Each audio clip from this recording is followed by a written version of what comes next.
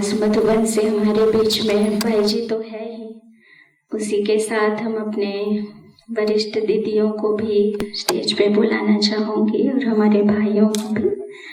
तो हमारे आदरणीय पारू जी दीदी जी आएंगे, इसी के साथ आदरणीय सुनीता दीदी जी, भारती दीदी जी, सीमा दीदी, कुसुम दीदी जी, दीपिका दीदी और एक इसी के साथ गीता दीदी, ये सभी बहनें स्टेज पे आएंगे। खास हम सभी बाबा को भोग भी स्वीकार कराएंगे और भाई जी को श्रद्धांजलि भी देंगे। इसी के साथ हमारे वरिष्ठ भाई है ना, आदरणीय सुनील भाई जी, विठल भाई और शेखर भाई जी भी स्टेज पर आएंगे। ललिता दीदी भी स्टेज पे आ जाए। और खास हम देखेंगे कि ईश्वर भाई जी छत्तीसगढ़ से थे, तो यहाँ से लेकर के वहाँ तक कनेक्शन जो रहा है भाई जी का ईश्वरीय परिवार के साथ, तो वहाँ का परिवार भी आज यहाँ पर आया हुआ है। तो खास हमारे दो प्रतिनिधि के रूप में वहाँ से तो दो हमारे ब्रह्मा कुमार भाई यहाँ पर छत्तीसगढ़ से आए हुए हैं। तो खास हम देखेंगे कि मुरलीधर भाई जी और अर्जुन दास भाई जी जो छत्तीसगढ़ से आए हैं, इन दोनों भाइयों को हम कहूँगी कि वो भी स्टेज पर आएंगे।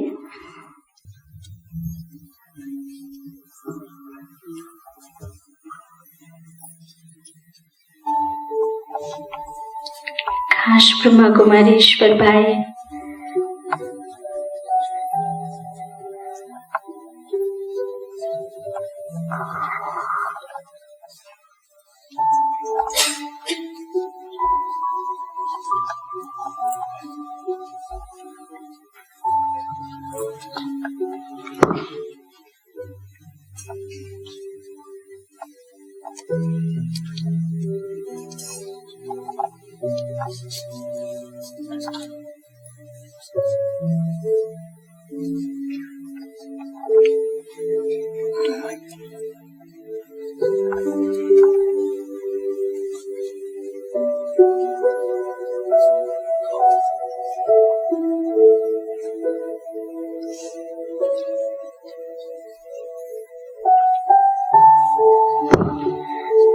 ईश्वर भाई जी ने 21 तारीख को शरीर छोड़ बाबा की गोद में गए और सारा परिवार के साथ बहुत ही गहरा कनेक्शन, भले वो एक साथ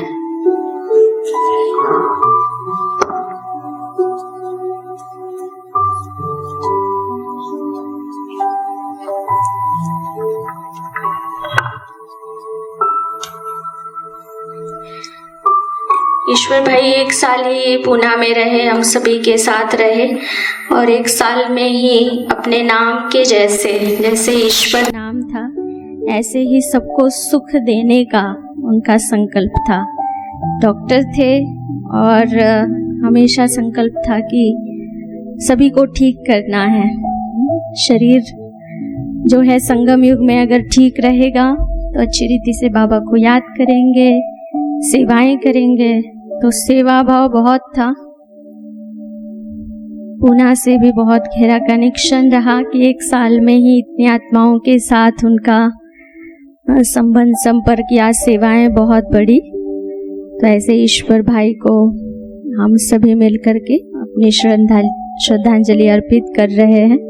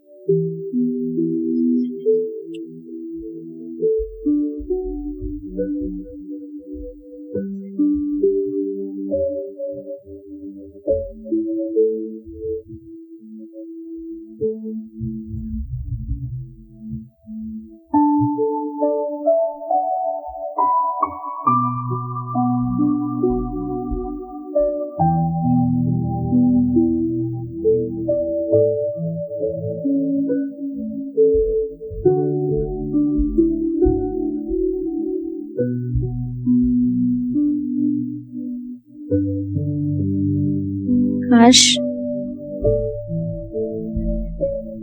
खास ईश्वर भाई,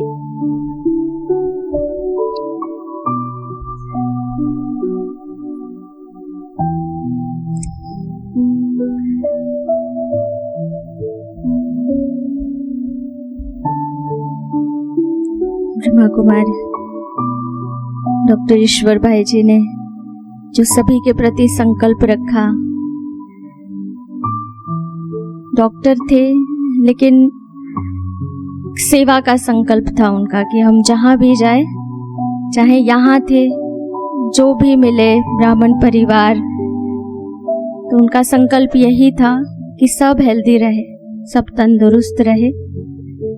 किसी भी सेवा के लिए, उस फील्ड में तो वो सेवाएं करते ही थे, मेडिकल फील्ड जो था उनका, लेकिन उसी के साथ साथ ईश्वरीय सेवा कोई भी हो, किसी भी सेवा में भाई जी कभी भी ना नहीं कहते थे, है ना।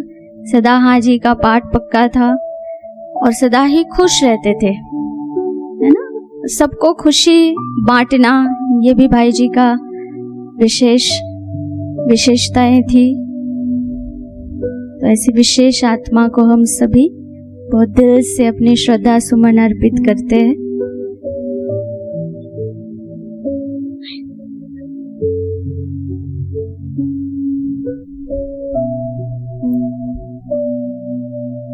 इसी के साथ जगदम्बा भवन सिखास हमारे शीतल दीदी जी, अश्विनी दीदी जी आ जाएंगे, वो भी अपनी श्रद्धा सुमन अर्पित करेंगे। भाग्यश्री दीदी आ जाएंगे, भाग्यश्री दीदी और अश्विनी दीदी।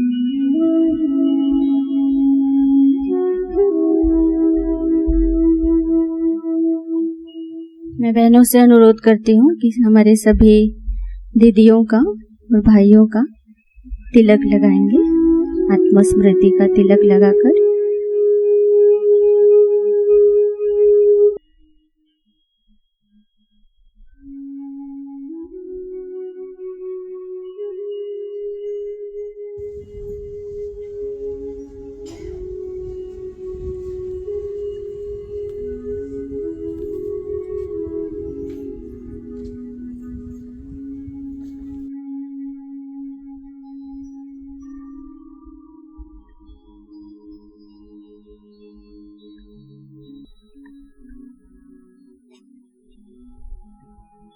शेखर भाई ऊपर आ जाए स्टेज पे। इसी के साथ जो भी हमारे हड़पसर के कुमार हैं वो सभी भोग लगाने के लिए, हड़पसर शिवने जो भी कुमार हैं सभी आ जाएंगे स्टेज पे। यहाँ पे बैठ सकते हैं नीचे। तो खास हमारे कुमार भाई थे तो उनके निमित्त भी भोग लग रहा है, तो सभी कुमार आ जाएंगे।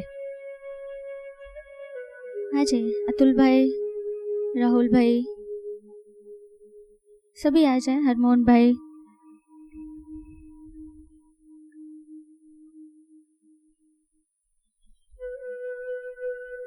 इस साइड भी आ सकते हैं कुछ कुमार भाई, वहां और इस साइड में आके बैठ सकते हैं। और भी कुमार हैं तो वो भी आ जाएंगे। कुमार भाई सभी आ जाए।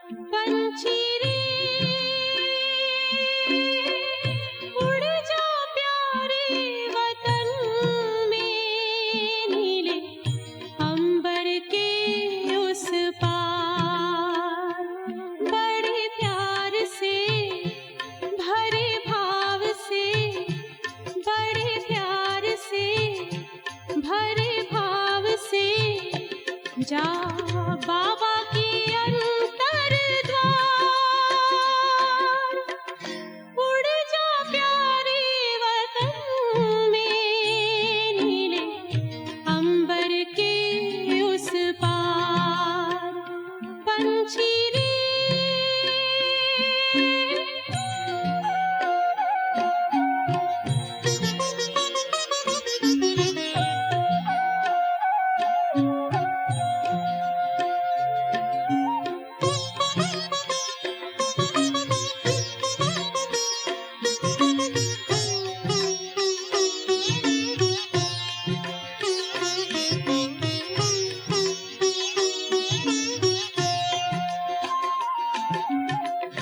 पंचेंद्रिय का छोड़ दे बंधन, तन मन से तू हो जा समर्पण।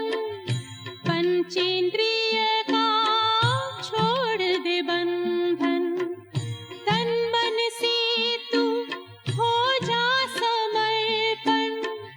दिव्य ज्योतिर्मय देह धारण कर, बाबा के पास जा होके मगन। तो आप सबने भाई को तो श्रद्धा सुमन अर्पित किया, तो हम भी मना ईश्वर भाई को तो बहुत अच्छी तरह से जानती। कैसे जानती, मुझे 1 साल पहले सीमा बहन ने बोला कि आपकी भी थेरेपी भाई करेंगी। मैंने कहा ठीक है भाई, हाँ जरूर करना। और इतनी उसकी देही अभिमानी अवस्था थी ना, मना वो करता था तो सचमुच हमको भी महसूस आती थी कि ये जैसे कि भाई है ही नहीं करके। मना इतनी देही अभिमानी अवस्था थी। तो उसको हर बहन के लिए, हर भाई के लिए बहुत शुभ भावना थी। किसको भी आप उसको बोलेंगे ना, फलानी बहन को करना है, फलानी बहन को करना है, मैं सर जरूर करूंगा। वो कभी नहीं बोला कि मैं नहीं करूंगा। और ये दवाई भी खाना है, क्योंकि मुझे संधिवात है, तो बोला मुझे ये दवाई आपको खानी है, ये दवाई आपको खानी है। और खुद सीमा बहन को बोला, माना दीदी जी को लेके जाओ हॉस्पिटल में और वहाँ क्या पैर का ये निकालो और दीदी को ऑपरेशन जरूर कराना है। तो सचमुच मैं ईश्वर भाई ने बोला तभी मैंने ऑपरेशन किया, नहीं तो वो नहीं बोलता तो सचमुच नहीं करती थी। पर अभी दूसरे पैर का बोला नहीं, अपना कौन सी बस्ती करना, जानू बस्ती करना, उससे आपका ठीक हो जाएगा। अभी दूसरे पैर का बिल्कुल नहीं करना दीदी। मैंने कहा ठीक है भाई। और सचमुच उसके कारण मुझे वो 3 मास उस माना एक बहन को सिखाया, वो बहन करती थी और सचमुच पैर ठीक हो गया। एक तो ऑपरेशन से ठीक हुआ और दूसरा वो जानू बस्ती से। माना वो भाई इतना छोटा 28 साल का तो था और एकदम सिंपल भी था, पर ऐसा लगता नहीं था कि वो डॉक्टर था, जैसे अपने भाई जैसे ही चलता था। माना उसने इतना हम आत्माओं को प्यार दिया, सचमुच प्यार दिया। वो आत्मिक प्यार था, दैहिक प्यार नहीं था। हम देखते हैं ना कई माना ऐसा दैहिक प्यार का भी, माना वो दादी कहती थी हमारी, इससे बास आती है पारू, माना वो बास नहीं आती, पर दैहिक प्यार का अनुभव होता है, पर वो आत्मिक प्यार का भी अनुभव होता है। और सचमुच उसके अंदर इतनी आत्मीय था, बहुत आत्मीय थी। माना मराठी था पण म्हणतो ना जाणीव, माणूस की चीज जाणीव, तो माना इंसानियत थी उसके अंदर। तो ऐसा भाई न फिर मिलेगा और न पहले मिला था, अभी तो मिलेगा ही नहीं। ऊपर भी कुछ सेवा के लिए बाबा ने उसको भेजा होगा, कुछ वहां जरूरत होगी, तो माना वो जरूरत के कारण ही गया। और मुझे 4 दिन पहले फोन किया जाने के पहले, मैं आप माना वो तो कोटा में उसके गांव में जाने वाला था, तो बोला कि मैं जरूर आपकी थेरेपी पूरी करके ही जाऊंगा।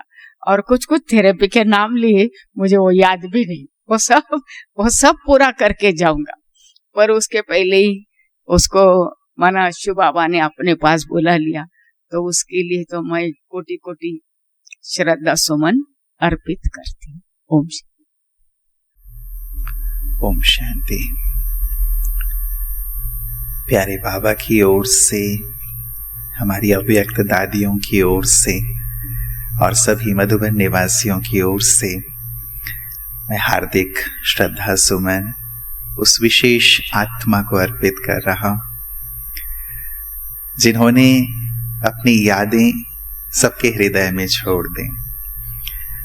वो कहते हैं ना, खुशबू दिखाई नहीं देता, उसे महसूस किया जा सकता है।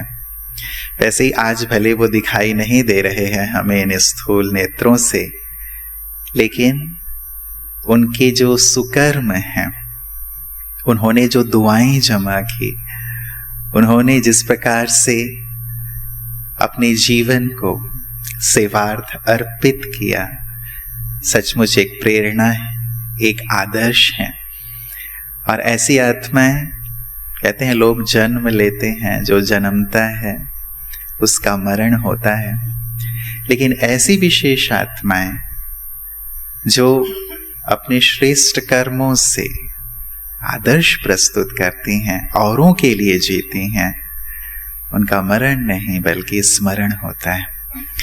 तो आज हम उनका स्मरण भी कर रहे हैं, वो स्मरण बना ही रहेगा और उनका स्थान हमेशा ही सबके हृदय में रहेगा, क्योंकि उन्होंने सबके दिल को जीता। बाबा कहते हैं कि लोक पसंद वही होता है जो प्रभु पसंद होता है। तो वो प्रभु को पसंद थे, ईश्वर को पसंद थे, इसीलिए सभी को भी पसंद थे। और हम सब जानते हैं कि अच्छी आत्माओं की जरूरत न केवल यहाँ इंसानों को होती है, लेकिन भगवान को भी होता है। तो उन्हें ही वो चुन करके अपने नव विश्व के निर्माण के कार्य में, जो बहुत पवित्र हो, बहुत दिव्य हो, जो गुणों से संपन्न हो, ऐसी आत्माओं को ही आप देखते होंगे। हमारी दादियां और ऐसी श्रेष्ठ आत्माएं अब नवयुग निर्माण के लिए एक विशेष कार्य के लिए जा रही हैं। यद्यपि हमें ऐसा लगता है कि यहाँ और कुछ वक्त होते, क्योंकि अभी तो उनकी आयु ही नहीं थी, लेकिन यदि आप देखें तो उनका पुरुषार्थ बहुत गहन था। और ऐसे गहन पुरुषार्थ थे, ऐसे ईश्वर से जुड़े हुए, जो हमेशा हृदय में ईश्वर को बसा के चलते थे, साक्षी भी रहते थे। और आप सबने अनुभव में भी सुना और अनुभव किया भी, हमारी बहनों ने भी और सब भाइयों ने भी, कि कैसी देही अभिमानी अवस्था, कैसा निस्वार्थ भाव और कैसा हमेशा ही ईश्वर की तरह अवेलेबल रहना, कि आप जब बोल दें कि मुझे आपकी जरूरत है, वो तुरंत उपस्थित। मुझे भी थोड़ी सी शरीर में दिक्कत थी, सीमा दीदी ने बताया तो तुरंत ही मुझे भी फोन पे कि भाई जी आप ये करो, ये करो, ये करो। सामने से उन्होंने इतना सारा प्रिस्क्रिप्शन कहा, दवाइयां भी मैं यहीं से भेज देता हूँ। कितना निस्वार्थ भाव, कितना अपनत्व। तो आज मैं हृदय से पूरे मधुबन परिवार की तरफ से, पूरे ब्राह्मण परिवार की तरफ से उस विशेष आत्मा को अपनी श्रद्धांजलि, स्नेहांजलि, योगांजलि अर्पित करता हूँ। और ये दुआएं और शुभकामनाएं भी हृदय से, कि आगे की जो उनकी यात्रा है, आगे का जो एक विशाल कार्य है, उसे और बाबा उनसे दृढ़ता से, बहुत ही सुंदरता से संपन्न कराएं। ऐसी मैं अपने हृदय की श्रद्धा सुमन अर्पित करता हूँ। ओम शांति।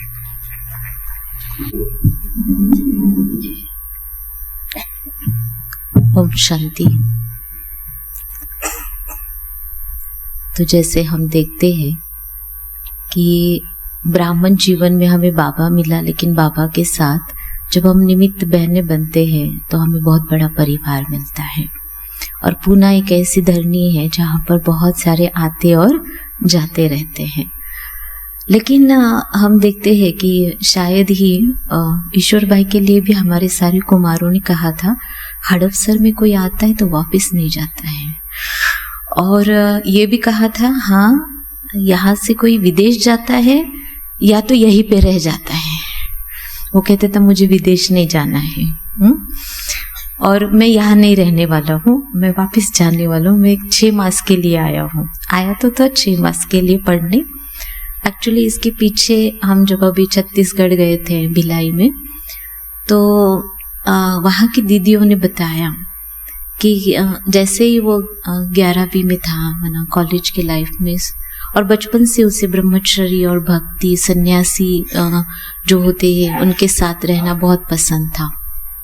और वो इसलिए भी शहरों में जाना नहीं चाहता था क्योंकि गांव में उनके बहुत छोटा गांव, बहुत ब्यूटीफुल गांव, तो वहां जाते हैं तो संग का रंग तो थोड़ा उसको लगता था। लेकिन बाबा उनके गांव में आया तो जैसे ही वो गीत सुना बाबा का और भागा, और जैसे ही देखा कि यहाँ पवित्रता का बहुत महत्व है तो उसने अपने आप को कंटिन्यू किया बाबा के ज्ञान में।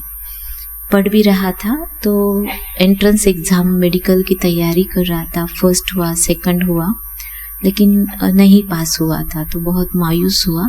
फिर प्राची बहन ने कहा तीसरी भी कर लो, तो तीसरी बार भी हुआ लेकिन ज्यादा मार्क्स नहीं मिले। तो दीदी ने कहा देखो आगे जाके आयुर्वेदा का बहुत महत्व है, तुम आयुर्वेदा में करो।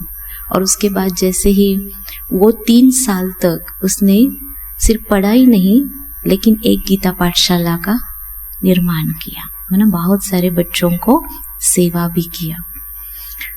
तो माना सेकंड टाइम जब उसको एडमिशन हुआ तो जिस एरिया में कॉलेज था वहां कुछ भी नहीं था, ना गीता पाठशाला ना सेंटर।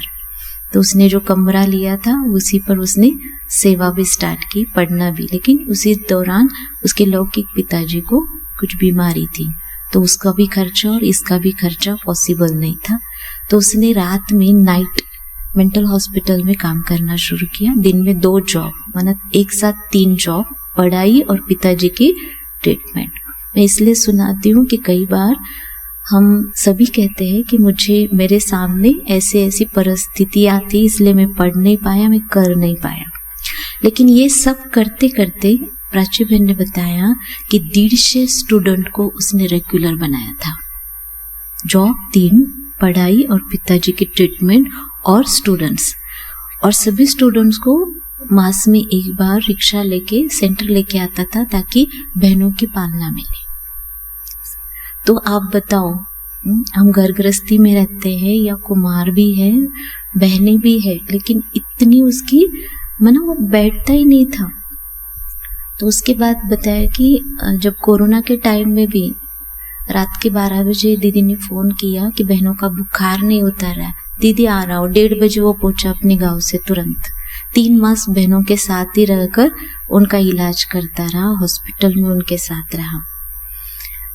तो उसके बाद ऐसे हुआ कि शायद हमारे सूरज भाई गए थे और कुछ वो बर्तन मांज रहा था, वो किसी के बीच में नहीं आता था, उसको मान शान स्टेज कुछ भी पसंद नहीं था। तो दीदी ने बुलाया उसको, इधर आ, सूरज भाई से मिला। तो भाई जी ने कहा आयुर्वेदा का बहुत आगे जाओ। तो उसने तुरंत फिर एक बार कुछ होता है जीवन में, तो प्राची दीदी की 2 नसें दब गई थी, तो उसने कहीं पंचकर्मा में उनको लेके गया और उसकी खुल गई, क्योंकि वो 2 मास से सिर्फ खड़ी रह सकती थी, बैठी नहीं सकती थी। सारी सेवा मुरली क्लास सब खड़ा है। तो उसने 1 सेकंड में अपोलो में वो आईसीयू में जॉब करता था, तुरंत रिजाइन दिया और कोटा में 2 मास सीखने गया, जहां पर एवीएन की स्पेशल ट्रीटमेंट होती है, जो मुझे हुआ है। 2 मास वहां से फिर उसने देखा कि महाराष्ट्र में पंचकर्मा का बहुत अच्छा सिखाते, तो उसने नासिक, दुलिया और पूना, और लास्ट के दिन उसने पूना हड़पसर को सिलेक्ट किया। और यहाँ आया, सेंटर आया, तो उसने पूछा मुरली क्लास अपना लेके आया था, शेगड़ी बर्तन सब।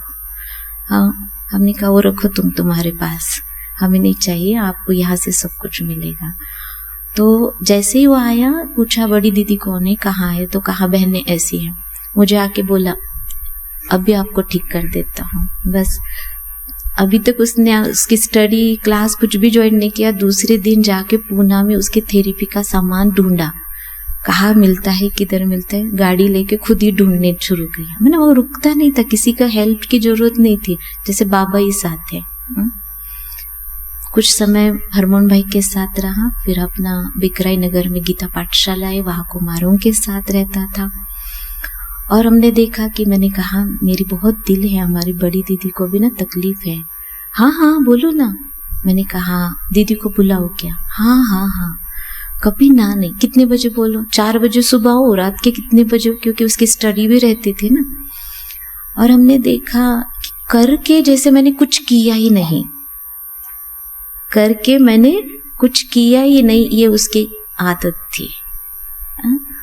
और मैंने जैसे अभी 4-5 मास पहले मैंने कहा 6 मास वो आया था, लेकिन उसका थोड़ा सा पैसे का भी जितना उसने कमाया था उसमें से करते करते वो भी खत्म हुआ। तो उसके जो सर थे उसका नेचर ऐसा था, जैसे यहाँ सबके साथ था वहाँ पढ़ाई में भी सबको बहुत हेल्प करता था, बहुत। किसी को छुट्टी चाहिए, तेरी ड्यूटी मैं करता हूँ, जा, ऐसे। तो फिर सर की भी दिल इतनी हो गई कि इतना अच्छा बच्चा है, इतना ये है। फिर उसने कहा कि सर मेरी ऐसी ऐसी प्रॉब्लम है। सर ने कहा मैं तेरे को हर मास पैसा देता हूँ, लेकिन पूरा सीख के जा। तो फिर उसने और दवाई भी सीख, ये भी सीख। तू सीखने के लिए आया ना, पैसे का सोचना नहीं, कितना चाहिए तेरे को बोल, मैं उतना देता हूँ। क्योंकि उसको लगता था मैं सेंटर से पालना ले रहा हूँ, मैं सेंटर को कुछ दूं। मैंने कहा देख तू पढ़ रहा है, किसके लिए पढ़ रहा है? बाबा के लिए ना। तेरे जीवन का लक्ष्य क्या है? उसने कहा मेरे जीवन का लक्ष्य कमाई नहीं है, मुझे सेवा करनी है। मेरी बहनें, मेरी माताएं जिनके घुटने दर्द है, कमर दर्द है, इसलिए रोज सेंटर नहीं जा सकते हैं, तो उनके लिए मैं दवाई बनाऊं, दूं सबको। मैंने कहा रात के 2 बजे तू क्या कर रहा था? मुझे बोला रात के 2 बजे सोया। मैंने क्या कर रहा था? माताएं मुरली क्लास में नहीं आती ना, उनके लिए दवाई बना रहा था। अच्छा, तो इतनी भावना थी। फिर मैंने कहा अभी भी मना, जैसे हम देखते हैं कि निस्वार्थ, निष्काम और इतनी पवित्र आत्मा। तो मैंने आज बाबा को पूछा, अमृत वेले क्या ऐसी इमरजेंसी केस आई थी क्या, इस डॉक्टर को तुमने ऊपर बुलाया?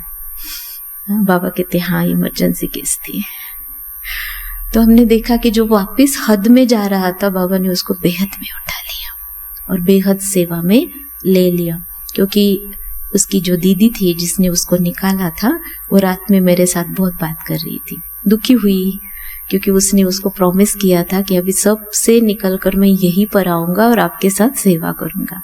वो कहती थी कि कभी आपने यहाँ की सेवाओं को ध्यान नहीं दिया, पढ़ाई जॉब, पढ़ाई जॉब, तू बाहर ही रहा, यहाँ तो आया नहीं। मैंने कहा दीदी किसका था?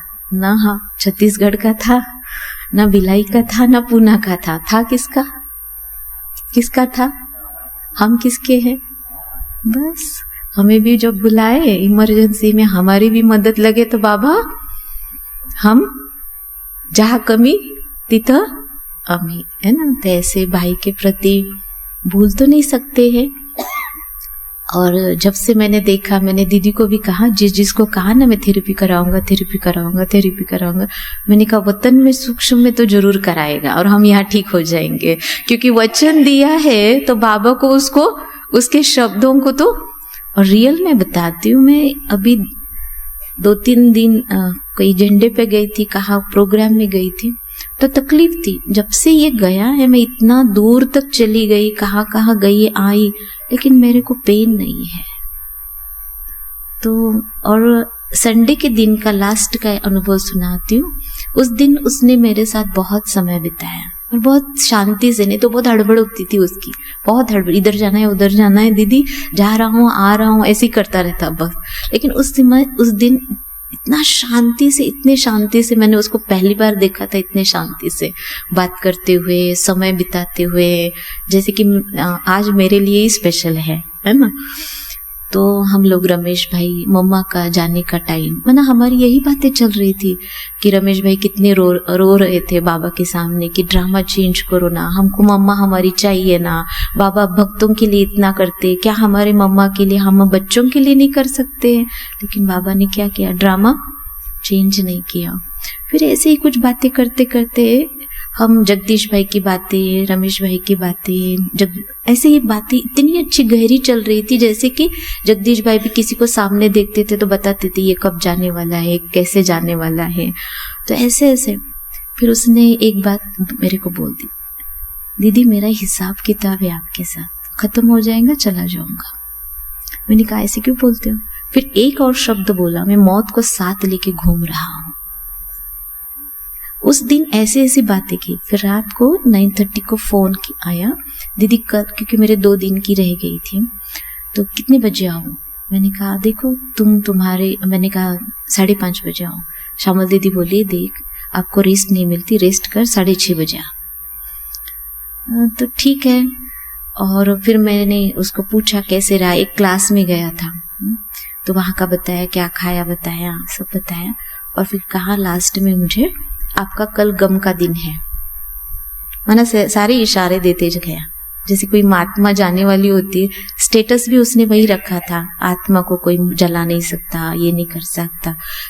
8 दिन से उसने, माना एक मंडे की मुरली थी शायद, मुझे लगता है बाबा ने कहा था कि तो रोने की कुछ बातें थी, तो रोते रोते हंसना सीखो। मैंने ही वो गीत लगाया था, हंसते हंसते रोना। उसने वो डीपी पे एक अच्छे बच्चे को छोटे से रख के वो भी रखा था। बहुत मैंने जाते जाते जैसे।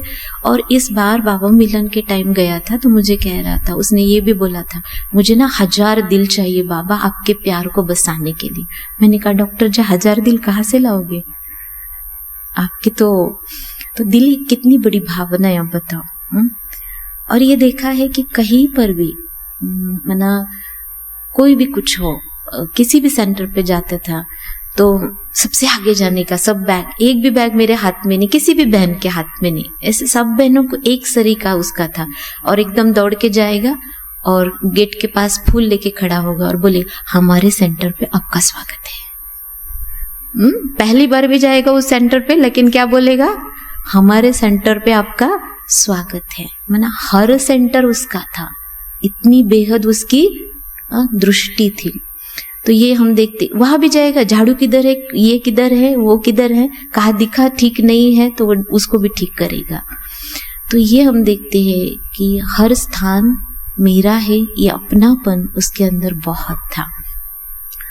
तो वो 6 मास तक तो मेरे मुंह पर पट्टी बांधी दी, किसी को नहीं बोलना मैं डॉक्टर हूं, मेरा परिचय नहीं करा के देना प्लीज दीदी, ऐसे करके। ठीक है भैया नहीं बताएंगे। तो ये है कि मुझे नॉर्मल की तरह रहना है, मुझे बाबा का बच्चा बनकर रहना है। लोग को अलग रीति से ट्रीट करते हैं, वो नहीं मुझे चाहिए। तो ये हम देखते हैं कि भैया मुरली सुनो ना, नहीं मुझे सुनना है। आता सब ज्ञान बहुत गहराई का था। इसीलिए दीदी ने जो कहा ना, देही अभिमानी स्थिति होने के कारण से न किसी से प्रभावित न किसी से आकर्षण था, एक बाबा बुद्धि में था। तो हम यही उनसे बहुत कुछ हम सभी सीखे और हम भी अपनी रिटर्न जर्नी की क्या करें, तैयारी करें, है ना। मैंने कहा क्यों जा रहे छत्तीसगढ़? दीदी मेरा मोह नहीं है घर में, लेकिन मुझे अब मेरे कर्तव्य तो करने पड़ेंगे ना। एक घर का परिवार का हूँ तो मैंने घर में रहूंगा ना, मैं सेंटर पे रहूंगा, क्योंकि सेंटर की भी कुछ मर्यादाएं होती, उसको भी डच नहीं करूंगा, मैं बीच में रहूंगा, है ना। तो इतना बैलेंस। लेकिन बाबा और ड्रामा, एक हीरे को योग्य स्थान पे रखने का टाइम आता है तो हमसे थोड़ी पूछेगा वो तो मालिक है ना, हम तो सब बालक है। तो इसीलिए हम सभी बेहद परिवार उस आत्मा को बहुत बहुत स्नेह प्यार और उसकी विशेषताओं को दिल से सम्मान करते हुए उनको अपनी स्नेह भरी भावनाओं को और दिल के प्यार को उसको अर्पण करते हैं। बहुत सारी बातें हैं, नहीं बताऊंगी, ठीक है, अपने अंदर ही समा लूंगी। ओम शांति। ओम शांति। हमारे बाबा का लाडला बेटा कहना चाहिए, डॉक्टर ईश्वर भाई, जो थोड़े समय में जहां भी जाता था अपना एक विशेष छाप, एक विशेष छवि छोड़ के जाया। उसको ज्ञान मिला था जब वो 11वीं कक्षा में पढ़ता था। हमारे राजनांदगांव के कनेक्शन में कवर्धा उप सेवा केंद्र है और कवर्धा के पास में पनेका नाम का एक गांव है, लगभग 20 किलोमीटर की दूरी पे। उस गांव का रहने वाला, छोटे से गांव पनेका का रहने वाला, कवर्धा में उसको ज्ञान मिला। कवर्धा में ज्ञान मिलने के बाद में जब से उसको बाबा का ज्ञान मिला, बाबा के चारों सब्जेक्ट में उसका ध्यान था, ज्ञान, योग, धारणा, सेवा, सब में। राजनांदगांव के अलावा हमारे दुर्ग में, भिलाई में, रायपुर में, जहाँ भी गया सब जगह भाई बहने उसको कहते थे ईश्वर भाई जैसे हमारा अपना लगता है। और उसकी इतनी सेवाएं थी, मैंने जो जिस फील्ड में वो था, डॉक्टर्स की फील्ड में, तो डॉक्टर लोगों की बहुत सारी सेवाएं की उसने। दुर्ग में, भिलाई में, राजनांदगांव में बहुत सारी सेवाएं की। केवल डॉक्टर्स की सेवा नहीं, उसमें बहुत सारी विशेषताएं थी। हम लोग कुछ दिनों पहले जब कोरोना काल के बाद में घूमने गए थे, हमको याद है हम लोग 22 कुमार भाई और 8 बहनें इधर द्वारकाधीश और पुरी दोनों जगह घूमने गए थे। तो हम लोग घूमने गए थे, उसकी फोटो का बढ़िया मिक्सिंग करके उसने बहुत अच्छे उसमें गीत मिक्स किया था, जो आज भी हम लोग अपने पास रिकॉर्ड में रखे हुए हैं। इतना सुंदर उसका मैं ना सोचने का ढंग, जैसे उसको कोई तेरे मेरे का भान नहीं था, सब मेरे बाबा के बच्चे हैं, सब बाबा के बच्चे हैं। उसको मन में ही रहता था कि सबको सुख दें, सबको खुशी रखें। वो कई बार कहता था, बहन जी मैं डॉक्टर इसलिए बनना चाहता हूँ कि आजकल हमारे ब्रह्मा कुमारी इस फैमिली में भी बहुत सारे लोग बीमार होते हैं, इन बीमार लोगों की सेवा करना मेरा खास उद्देश्य है करके। पढ़ाई के लिए, हालांकि उसने BA MS की पढ़ाई तो वहाँ से कर ली थी, पर थोड़ी और ऊंची पढ़ाई उसको मैंने कुछ स्पेशल पढ़ाई करने के लिए वो पुणे आए थे। और पुणे में लगभग 1 साल के अंदर में पुणे में हमारी इतनी आदरणीय बहनों का आज्ञाकारी बना का, उनका अच्छा सुपात्र बना, ये हमारे लिए गौरव की बात है सचमुच कि एक छोटे से गांव के निकल के पुणे में यहाँ आया। और उसके बाद में देखो बाबा ने उससे क्या क्या सेवाएं कराई। और अभी थोड़े दिन पहले हमारे राजनांदगांव में दिसंबर महीने में हमारे नए भवन का उद्घाटन था, ज्ञान मानसरोवर का। तो वो पुणे से स्पेशल सेवा करने के लिए गया था, 3 दिन की सेवा करने के लिए। हम लोगों ने कहा यार ईश्वर भाई आप, तो बोले भैया मेरा मन नहीं मान रहा था वहाँ रहने का, इसलिए यहाँ दौड़ के आ गया। और हमारे इस ईश्वरी विश्वविद्यालय में मैंने हमारा जो ज्ञान मानसरोवर बना है उसका उद्घाटन करने हमारे छत्तीसगढ़ के मुख्यमंत्री जी आए थे, पूर्व मुख्यमंत्री जी आए थे डॉक्टर रमन सिंह जी। तो वो फोटोग्राफी कर रहा था, पूरा कैमरामैन के साथ में पूरा फोटोग्राफी किया। और पूरे हमारे भवन का इतना बढ़िया पोज बना के दिया, उसका भी एक रिकॉर्डिंग किया है उसने। तो ऐसे सुंदर सुंदर सेवाएं किया। उसके बाद में अभी बाबा मिलन का जब चांस होता है बाबा मिलन की सेवा में, तो मार्च महीने में 9 मार्च को हमारे इंदौर जो उनकी सेवा थी, उसमें भी वो सेवा करने के लिए मधुबन गया था। माउंट आबू में कोई भाई हमको बता रहे थे कि वो मधुबन में जाने के बाद ऐसा बोल रहा था कि पता नहीं ये मेरा लास्ट मधुबन का चांस है। तो हम लोगों ने उस समय कोई विशेष ध्यान नहीं दिया कि मैंने ऐसा क्यों बोल रहा है ये। और अभी जब उसने शरीर छोड़ा तब लग रहा था कि पता नहीं उसकी अंतरात्मा अंदर से उसको कुछ, मैंने नए सफर के लिए जाने की तैयारी के साथ में ऐसा कुछ उसको पहले से ही आभास हो रहा था, ऐसा लगता है। क्योंकि जब मैंने कोई बात होती है तो उसकी अंतरात्मा ऐसे कुछ कह रही होगी, ऐसा लग रहा था। और अभी समझो 20 तारीख को दादी जी का हम सबने दिन मनाया, रतनमयी दादी जी का, और 20 तारीख का दिन भी उसने बहुत अच्छे से यहाँ पे मनाया। और दूसरे दिन सवेरे हमारे यहाँ मुरली क्लास चल रही थी और क्लास के बीच में ही मैंने यहाँ से मैसेज गया होगा, भिलाई से आशा बहन जी का फोन आया कि ऐसी ऐसी घटना हो गई है। हम लोग को सुन के थोड़ा से मैंने आश्चर्य भी हो रहा था कि ऐसा कैसे हो सकता है, अभी कोई ज्यादा उसकी उम्र नहीं है, पर बाबा को कुछ और मंजूर है, ड्रामा को कुछ और मंजूर है। बाबा ने हम सबको ज्ञान दे दिया है कि ड्रामा एक्यूरेट है, ड्रामा फिक्स है, ड्रामा न्यायकारी है, ड्रामा में जो कुछ हो रहा है सब फिक्स है। इसलिए हम लोगों ने भी साक्षी भाव से उसको देखा। और जो भी मैंने उनके साथ हुआ तो ऑन द स्पॉट ही, मैंने किसी से सेवा नहीं ली कहना चाहिए वैसे, ऑन द स्पॉट ही उसकी आत्मा परम धाम में पहुंच गई, बाबा के गोद में पहुंच गई। और इस पीरियड में मैं विशेष रूप से आज अपने पुणे परिवार के, ईश्वरी परिवार के आदरणीय बहनों का और भाइयों का विशेष धन्यवाद देना चाहता हूँ कि उसकी यहाँ पर, उसकी बॉडी यहाँ थी, डेड बॉडी, उस डेड बॉडी को पूरा यहाँ से लेके जाके सम्मान पूर्वक उसका अंतिम संस्कार हुआ उसके गांव में जाके। यहाँ से 5 कुमार भाई एम्बुलेंस में साथ में गए थे, कुछ बहनें भी यहाँ से फ्लाइट से वहाँ गई थी और गांव में वहाँ पे हुए। तो विशेष रूप से पुणे परिवार को, पूरे ईश्वरी परिवार को विशेष रूप से धन्यवाद देता हूँ कि हमारे एक छोटे से गांव के भाई का यहाँ पे पुणे में भी इतना बड़ा मन परिवार बना लिया उसने और सबके दिल को जीत लिया। तो ऐसे भाई को सच्चे दिल से हम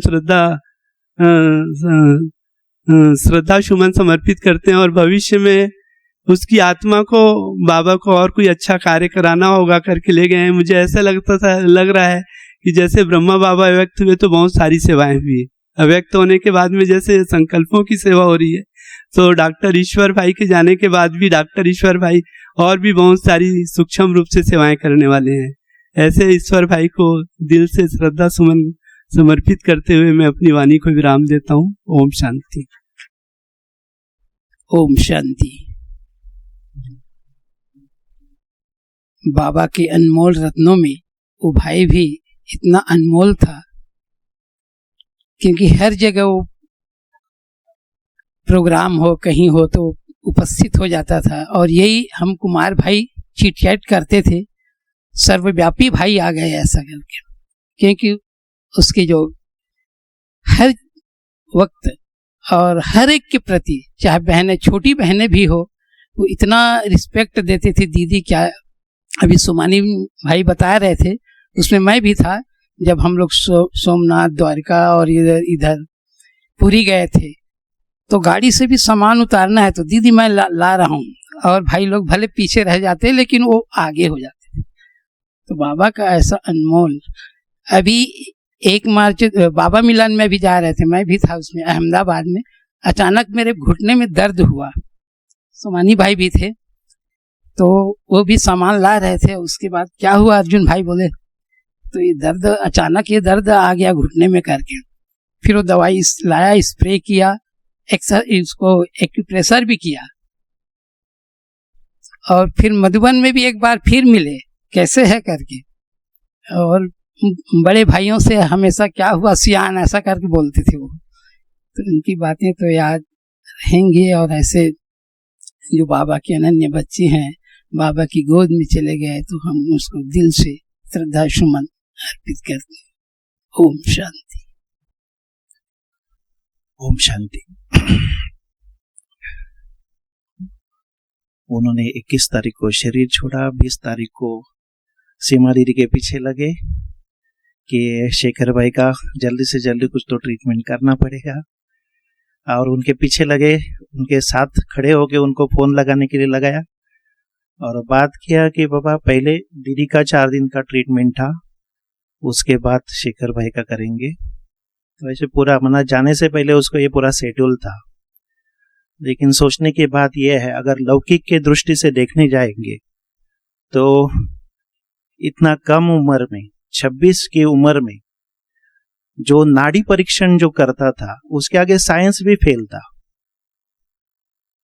साइंस भी उसके आगे कुछ भी नहीं था। इतना वो कम उम्र में इतना एक्सपर्ट बन गया था कि आपकी नाड़ी देख के वो आपको क्या बीमारी है क्या नहीं, वो सब बताता। आपको एक्सरे भी निकालने की जरूरत नहीं थी, इतना कम उम्र में। दूसरी बात, वो जाना था, इसलिए उसको जल्दी से जल्दी वो कुछ कुमार अपने उसके साथ जो रहते थे उनको वो ट्रेन कर रहा था कि किसी कुमारों को अगर ऐसी कुछ तकलीफ हो तो आपको ये सीखना चाहिए, तो उनको भी वो सिखा रहा था।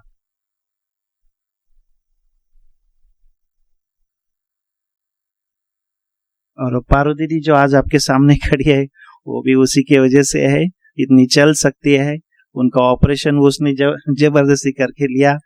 सीमा दीदी भी आप देखेंगे तो 1 साल पहले उनकी कंडीशन बहुत खराब थी, और आज जो मैं भी आपके सामने जो अभी बैठा हूँ, तो उसने बहुत सी मेरी ट्रीटमेंट कर रहा था, तो अभी भी आगे की ट्रीटमेंट उसको करनी थी। लेकिन सोचिए, बाबा को जिसकी जरूरत पड़ती है, पहले बाबा ने उसको बहुत ट्रेन कराया है ना, पूरी रीति से उसको ट्रेन कराया, और उसके बाद बाबा ने उसको उसके पास बुला लिया, ताकि कोई ऐसी सेवा बाकी है जहां बाबा को उसको उसके जैसे आत्मा भेजनी थी, जो निस्वार्थ हो, है ना, इनोसेंट हो। तो ऐसे आत्मा को जहां जरूरत है वहां बाबा को उसको भेजना था, इसलिए बाबा ने उसको जल्दी से जल्दी बुला के ले लिया। लेकिन आज हम सभी पुणे के कुमारों के तरफ से उसको भावपूर्ण श्रद्धांजलि अर्पित करते हैं। ओम शांति। ओम शांति।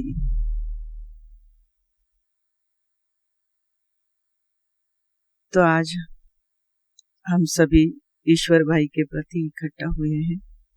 देखो कितना उनका सबके साथ प्यार कहो या तो सूक्ष्म में भी, हम तो मिले नहीं उसको, लेकिन फिर भी कल सीमा बहन जी ने कहा कि आपको आना है। मैंने कहा हाँ जरूर आएंगे, और खास रूपेश भाई भी आने वाले हैं। तो मुझे और भी ये हुआ कि जाना है, रूपेश भाई का क्लास भी हमें बहुत अच्छा लगता है, और बहुत अच्छी तरह से आज भाई जी ने उड़ाया है सभी को। तो ये ईश्वर भाई का जो प्यार है वो सूक्ष्म में सभी को लेके आया है। तो देखो सीमा बहन ने भी कहा कि उसको पहले से ही मालूम हुआ था कि जैसे कि मुझे जाना है, तो उसका पुरुषार्थ क्या होगा वो सोच सकते हैं हम। सच में वो देही अभिमानी स्थिति और वो निरहंकारिता उसके चेहरे पर झलकती है। इतना वो निरहंकारी है, माना इतना सब होने के बावजूद भी उसको मना कितना ये था कि बहनों के लिए, माताओं के लिए मुझे ये सेवा करनी है। तो सच में ऐसी आत्मा जो है, और बाबा ने उनको सच में अपनी आगे की सेवा के लिए लिया है।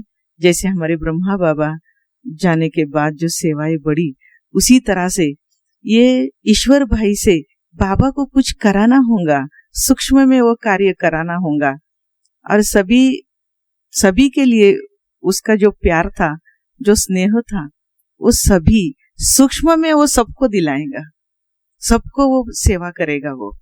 और जाहिर है आत्मा को तो शरीर तो लेना ही है ना। तो उसको थोड़ा सा वो अंदर में है कि अभी मैं गया, लेकिन वापस शरीर धारण करके वो 5 साल का तो रुकना ही है।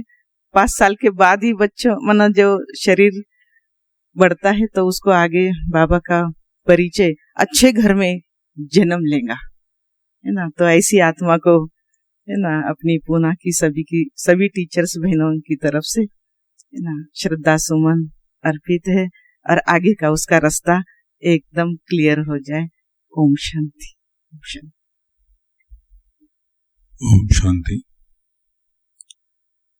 आज ईश्वर भाई हमारे बीच में नहीं है। वैसे वो आत्मा बहुत रूपवान थी। आत्मा का रूप निखर आता है उसके अंदर की ज्ञान, गुण और शक्तियों के आधार पर। और देखो ड्रामा अनुसार उसकी श्रद्धांजलि के कार्यक्रम में, इस भट्टी के कार्यक्रम में भी रूपेश भाई का आना हुआ है। ये भी एक योगा योग है, क्योंकि वो आत्मा ही बहुत सुंदर थी, रूपवान थी, बहुत गुणवान थी।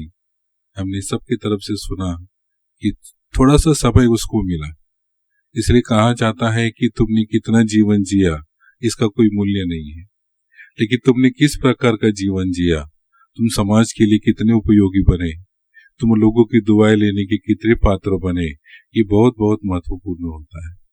और उस आत्मा ने अपने कर्मों के द्वारा वो करके दिखाया। इसलिए हमारे महाराष्ट्र के अंदर में जो एक महान संत होकर के गए, संत तुकाराम, वो अपनी वाणी में कहते हैं कि शुद्ध बीजा पोटी फड़े रसाड़ गोमटी। बीज अगर शुद्ध होगा तो उसको लगने वाले फल ये बहुत रसदार होते हैं, मीठे होते हैं और शक्तिशाली होते हैं। वो आत्मा ही इतनी सुंदर थी, वो आत्मा ही इतनी निरोगी थी। उनके बारे में बहनों के द्वारा भी हमने सुना कि उनकी कितनी देह अभिमानी स्थिति थी, और वो आत्मा कितनी निरंकारी थी, और सेवा का उसके अंदर में कितना उमंग था।